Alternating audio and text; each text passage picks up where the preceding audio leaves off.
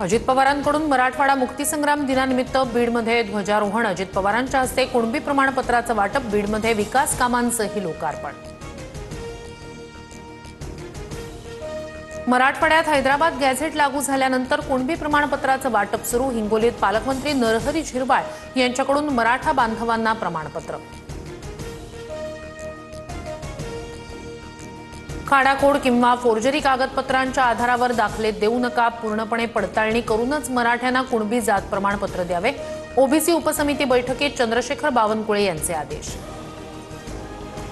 आरक्षणात काही मागे पुढे केलं तर दसऱ्यानंतर वेगळ्या स्टाईलनं आंदोलन होणार। मनोज जरांगेंचा इशारा। जालन्यात जिल्हाधिकारी कार्यालयासमोर बंजारा समाजाचा रास्ता रोको। हैदराबाद गॅझेटनुसार आरक्षण देण्याची मागणी। छत्रपती संभाजीनगरमध्ये मराठवाडा मुक्तीसंग्राम दिनानिमित्त कार्यक्रम। मुख्यमंत्री फडणवीसांच्या हस्ते ध्वजारोहण। उपमुख्यमंत्री अजित पवारांच्या हस्ते बीड जिल्हा रुग्णालयातील कार्डियाक आणि कॅथलॅब युनिटचं लोकार्पण। लोकार्पणानंतर अजित पवारांकडून मराठवाडा मुक्तीसंग्राम दिनाच्या कार्यक्रमाला हजेरी।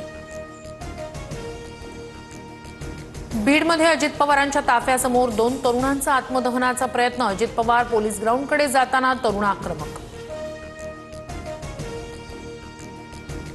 भारत यशाची शिखरं केवळ मोदींमुळे गाठतोय। पंतप्रधान मोदींच्या वाढदिवसानिमित्त मुख्यमंत्री फडणवीस आणि उपमुख्यमंत्री शिंदेंकडून लेख तर अजित पवारांकडून ट्विट करत मोदींना शुभेच्छा।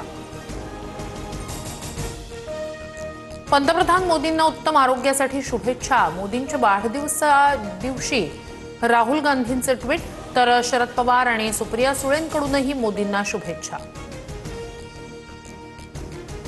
आशिया चषकातील भारत-पाक सामन्यावर राज ठाकरेंचे ट्विट। अमित शहा आणि जय शहांचे व्यंगचित्र काढत राज ठाकरेंचा सवाल।